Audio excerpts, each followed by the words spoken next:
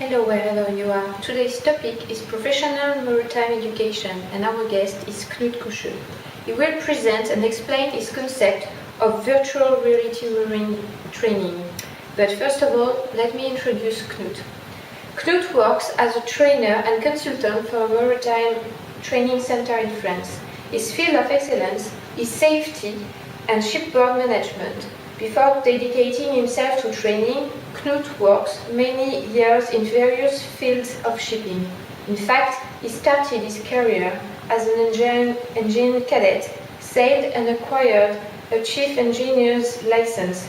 Later, he worked as superintendent in various shipping companies and many years as technical advisor for a French marine insurance company.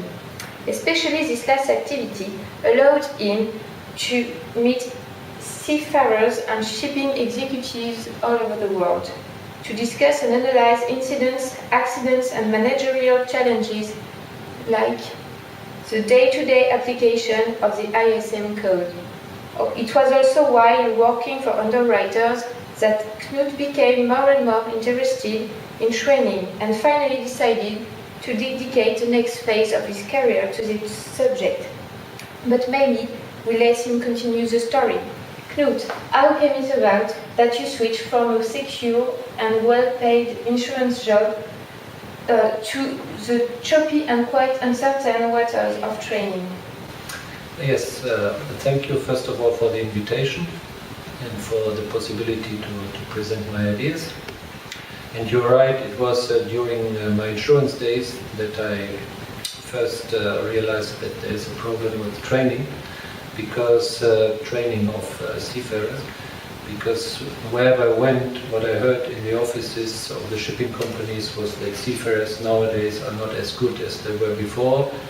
They, in fact, are useless, and the whole show, the whole work has to be done from the office, from the superintendents. It's like you run the ship on remote control. And on top of that, in my company and other insurance companies, the claim statistics, they showed that about 80% of the accidents are due to human error. And this, together with the so-called uselessness of the seafarers, of course, you think, well, what is going on? And especially if one knows that the training is done, and even normally in theory better than before, because there are things like the STCW, there is the ISM code, there are lots of procedures, lots of controls from the vetting and from port state control. So how can it be that on one hand we have training which is supposed to be up to standard, and on the other hand these seafarers which it seems do not do their job? This was the question I put to myself, and I said, well, there must be something missing, because it doesn't make sense like it is. So I looked a little bit closer at training and how it is done, and I realized, okay, to really understand and maybe change something, I have myself to become a student first again and learn about learning, no? Which means become a trainer myself, but a professional trainer that is someone who knows how to teach and how to transmit knowledge to adults, no? Because adults, they don't learn like children. So I enrolled myself into a course, a 9-month course with the French Labour Ministry, which teaches you all these things, how to transmit knowledge to adults. And after exams, I actually became a certified trainer. And well, this was my first step on the way to maybe solve this problem of training. Okay. So what you say is that it is not so much the content of the training which is a problem, but it is the way it is done. Yes, exactly. The content is okay, but the teachers, which you find at the colleges, they tend to reproduce what they have learned and how they have learned, which means in general their school experience and the experience at university. So they reproduce what they have done when they were students. And of course they were students when they were young. So Second problem is that the trainers, they recruited on their technical knowledge. So you take an engineer, you take an ex-master because he knows about engines or he knows about the bridge equipment. But the pedagogical competence, the way how you teach, this is not an issue, this is not something which is important for the people who recruit. Everything is centered on the what you teach and not on the how you teach. So you can go up to a certain point with this kind of approach, especially when it's practical, when you show how to repair an engine or with tools, or you have a fire extinguisher. This approach can work, especially when it's repeated many times.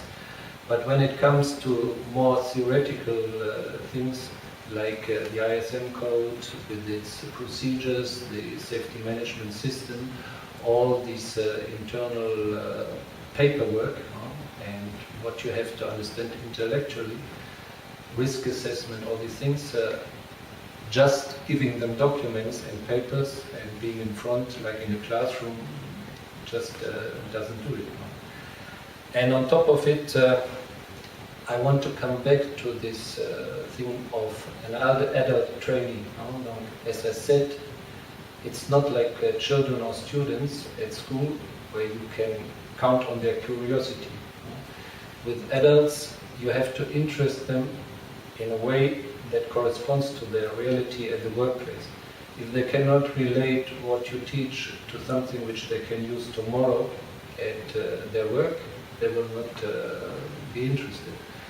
And also, one has to know that every person has a different way of learning.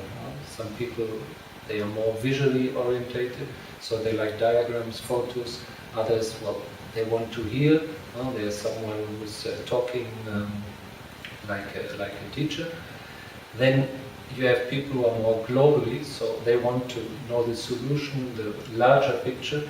And then there are people who need every detail, step by step. So if you give them an approach which is global, they will be lost. So all these things, if you don't take them into account, before you even started, you have already lost your students, and you spend an hour talking about something important, but in the end nothing happens, and then you can say, okay, my students, they are useless, but maybe that is not the case. I have the impression you speak from experience. Yes, I do, because as you mentioned earlier, I'm working at a training center, so I have the everyday experience with seafarers who come as cadets or trainees or students to our center. And also I do courses at shipping companies with people who are actually working on a ship. So I can test my ideas, and I can see that they work. And the theory is really practical, let's say like this.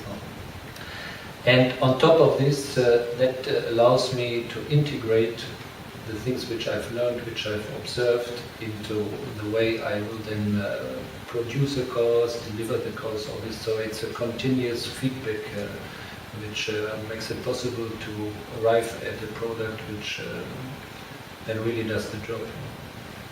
Mentioning seamen, you told me earlier that training in the marine environment presents challenges and obstacles not necessarily present ashore. Yes, I'm thinking about the training at the workplace, because one must not forget, in the first place, what I'm interested in is the training of people who already have a job, who are already qualified up to a certain point. Because you have the initial training for people to become, have their license, their examens, and then you have the training of the people already on a ship and who have to learn new tasks, there's new equipment, or one realizes what they have learned is not enough. So this is best done at the workplace. So if you have a factory, you go and you go with the people to the machine they work on, or you make them do a training, let's say for firefighting, where they work. And so, first of all, immediately they can use it, which we said is very important for them to be motivated.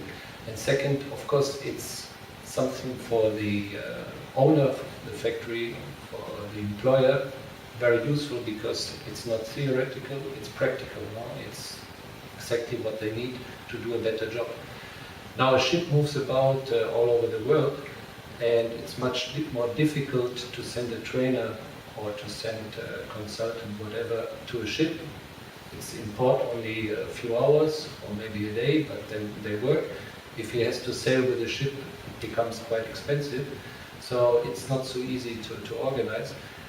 And on top of it, virtually all the seamen nowadays, they work on a contract basis. So they employed for 3, 5, 6, let's say 8 months, and then they go away. They're not employed by the owner of the ship owner, which is expected to pay the training. They're employed by a crew management company. And when they have left the ship they worked on, it's quite possible and even likely that the next time they work, they will be on another ship of another owner. So it's quite normal that the ship owner says, okay, I don't want to pay for training, and as we said, expensive, send someone on board the ship. If 6 months later all the people I've trained, they've gone away.